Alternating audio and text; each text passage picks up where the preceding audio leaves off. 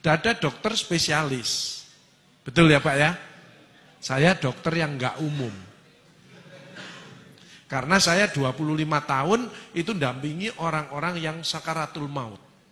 Penyakit-penyakit terminal.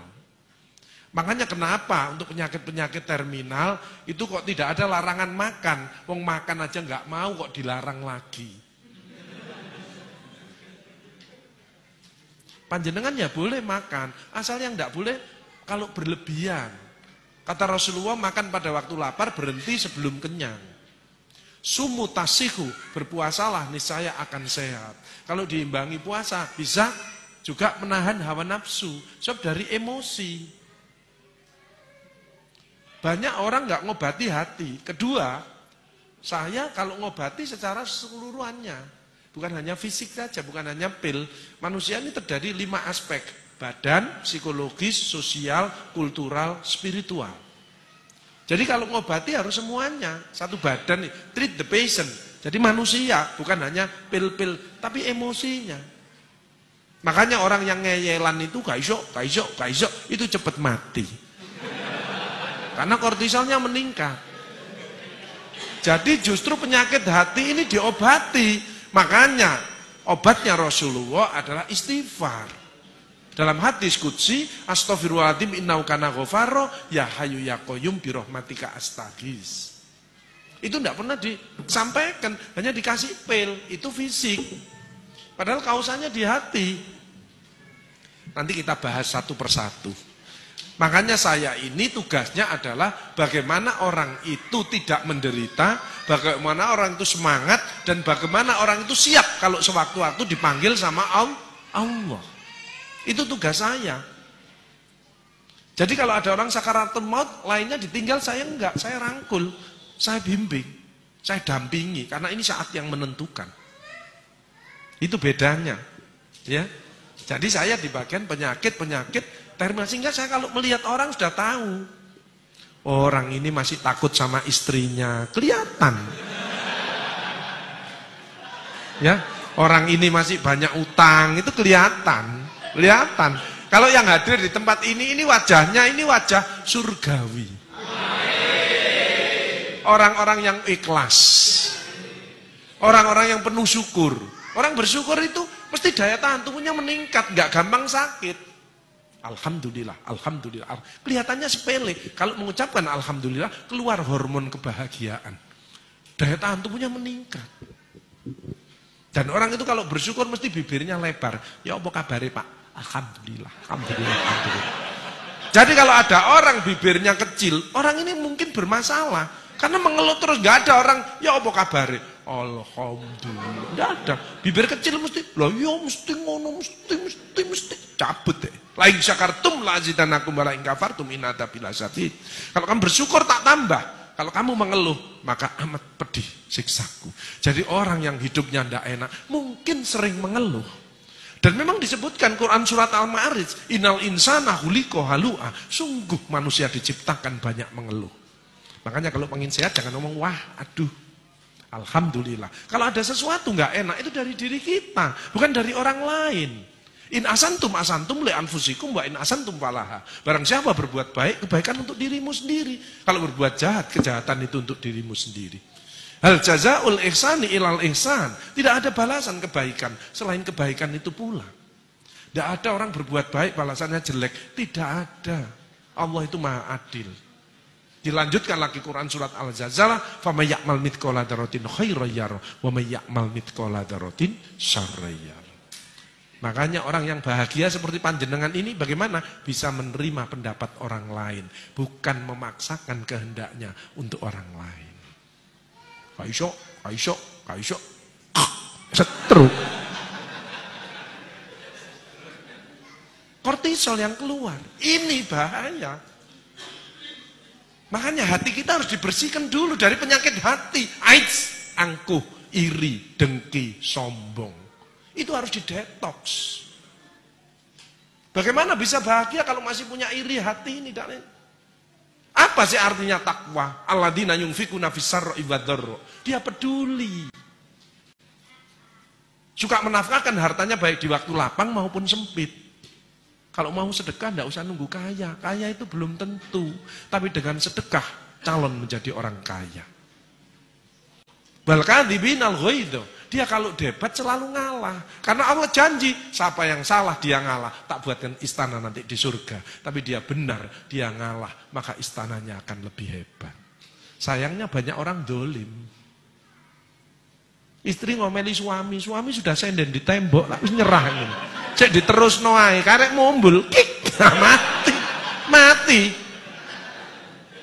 Makanya anak juga gitu, ya bunda, aku yang salah, aku mohon maaf. Ya sudah maafkan, karena itu miliknya Allah. Makanya kita tidak boleh dolim, tidak boleh menyakiti orang. Kalau kita menyakiti orang, badan kita terasa tidak enak. Kenapa? Karena keluar hormon negatif. Coba panjenengan sedekah, senyum dengan orang, keluar hormon positif. Tidak ada penyakit datang. Dotok dulu, AIDS ini. Dengan apa? Istighfar tadi. Istighfar itu menggembirakan Allah, dicintai Allah, tambahi rezekinya, dijauhkan dari neraka. Dan yang penting, kalau istighfar itu, setan putus asa. Sayangnya di Indonesia kan sudah tidak ada setan, karena manusianya sudah disetan kabeh. Ya. Bagaimana bahagia? Panjenengan sehat, insya Allah ya sehat. Sehat. Sehat itu kadang-kadang dilihat jasmani rohani. Betul nggih? Badan, stres. Padahal ada 8. Sehat fisik, panjenengan bisa ke sini. Alhamdulillah. Coba panas badan. Awake panas, greges, tidak mungkin ke sini. Apalagi mencret, tidak mungkin wong gini. Ono pengajian nang masjid, rumah sakit Karimah Utama, gak iso aku, gak iso. Mencret kok. Kan ringan mencret, wong klepnya tidak bisa nutup. Kan tidak kelihatan. Beda kalau saya di bagian kanker, payudara kelihatan, mata, tangan kelihatan. Ini hanya mencret. Alhamdulillah. Sebutkan supaya keluar hormon kebahagiaan. Kadang-kadang orang tidak punya duit itu kenapa sih? Dia pelit, hitung-hitungan sama Allah. Dan Allah tidak hitung-hitungan dengan kita. Wa in ta'udzu nikmatallahi la tuhsuha. Barang siapa akan menghitung nikmatku tidak akan mampu. Kok bisa Pak Agus? Pasien saya rata-rata pakai oksigen. Wong terminal. Pakai oksigen. Satu oksigen ini bayar 1,5 juta. Kalau isinya habis, isinya tok 300.000. Jadi satu tabung 1.800.000. Ini habis setengah hari. Jadi satu hari 2 tabung, 3.600.000 hanya untuk oksigen. Belum infus, belum obat, belum dokternya dan lain sebagainya. Kita tidak pernah dibayar, tidak pernah bayar.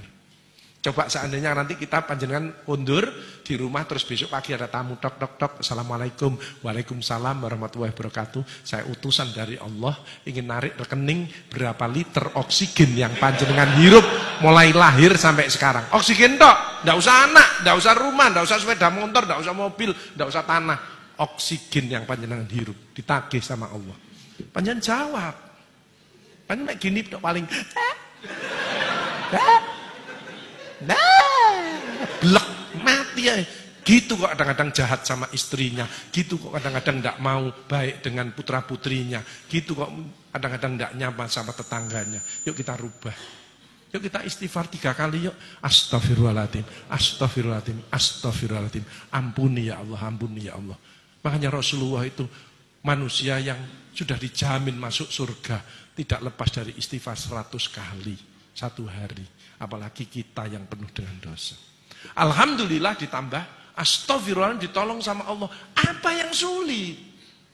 Tidak ada yang sulit dalam hidup. Yang sulit adalah dari dirinya sendiri, dari hatinya, dari pikirannya, dari ucapannya, dari perilakunya.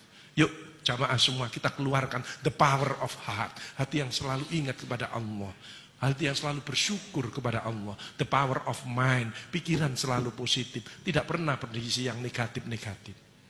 Kemarin ada orang mau makan sate, pikirannya negatif. Satenya dipegang terus ngomongnya gini, ya apa enggak kolesterolku. Jadi satenya utuh, kolesterolnya naik. Nah pikirannya negatif kok, keluar orang negatif. Betul?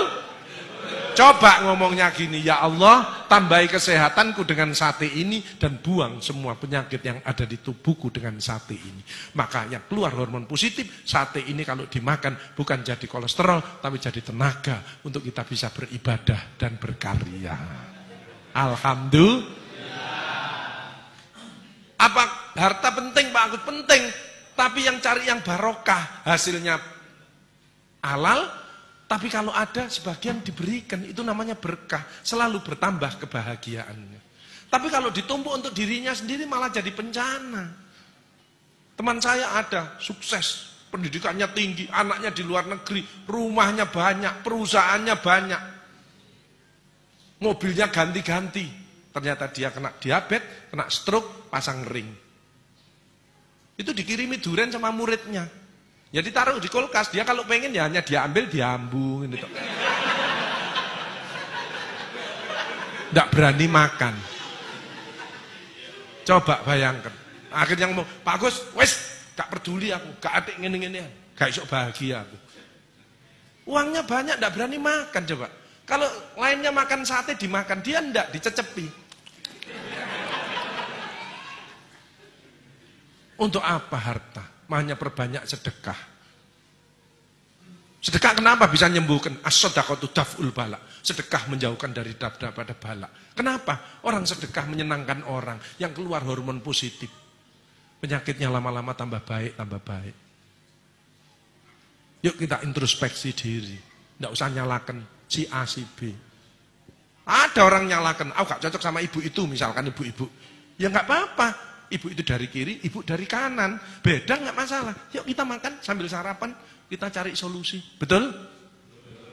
Ada ibu datang gini, aku gak cocok ambil ibu iku, yuk gak cocok ambil iku, yuk gak cocok ambil iku, yuk gak cocok ambil iku. Ya ibu yang sakit. Ngomong gitu aja. Lah masa orang ini jelek semuanya? Setuju nggih? Setelah pulang tidak udah. Jadi orang yang suka nyalahkan orang lain, menuduh, itu hatinya kotor.